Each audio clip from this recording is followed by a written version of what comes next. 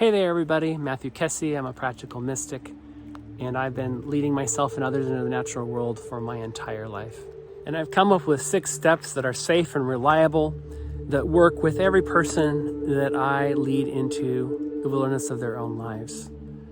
And this is about deepening your relationship, not just to appreciate the beauty of the old growth trees and the moss. This is about deepening your connection to the natural world in ways that make you ripe for receiving information from nature's intelligence. And that's the magical place where you can find healing and well-being and awakening. And the first step is to opt into nature, to come saying, I'm open with my heart, I come to do no harm, I come to exchange information and be open to your intelligence. You're really opting into nature. You're saying yes, and more than just, I'm going to go on this hike. Step number 2 is to align your mind, your heart, your spirit, your intuition, your thoughts, your feelings, all of these things, align it with nature and say, I'm bringing forward a true open heart, a truth-telling mind, maybe with something that's on your mind for that particular day, maybe it's an intention, but you're aligning with nature and you're bringing all of that, all the vulnerable stuff to the natural world, because there's no bias, there's no judgment in the natural world, and it's essential that you connect and align all those parts, because that's where you can start to deepen in the conversation with the natural world.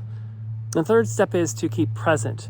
Of course, in a beautiful rainforest like this, you're looking at the trees and the ferns and all those kinds of things, but oftentimes we have fears that are within us that prevent us from making a deeper connection because we are distracted. And that can be distractions by things like phones and watches or animals. It can be distractions by just fear of looking at yourself more clearly.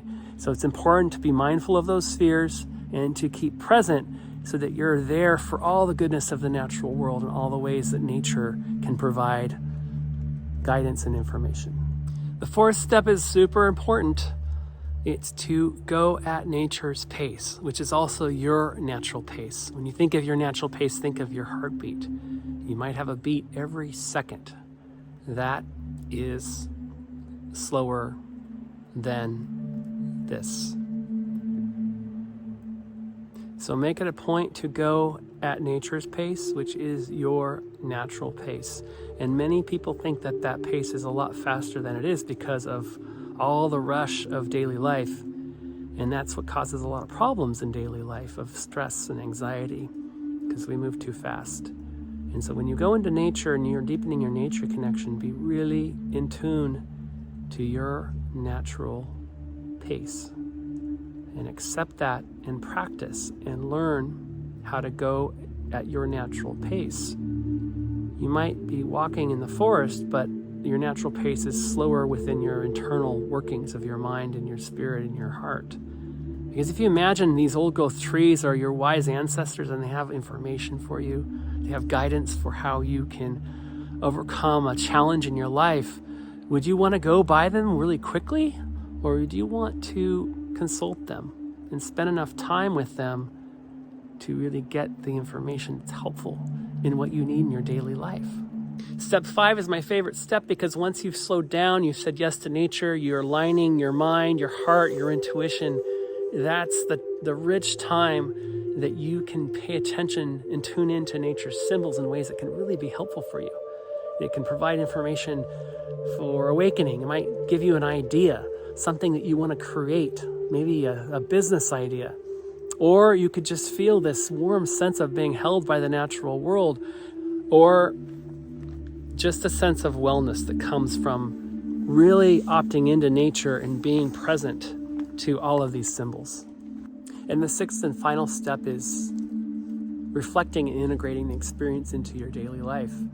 And so taking in all the feelings, the things that you noticed, things that maybe stood out, and remembering those things and integrating them into your daily life, maybe in a new practice, maybe just doing something slightly different the next time.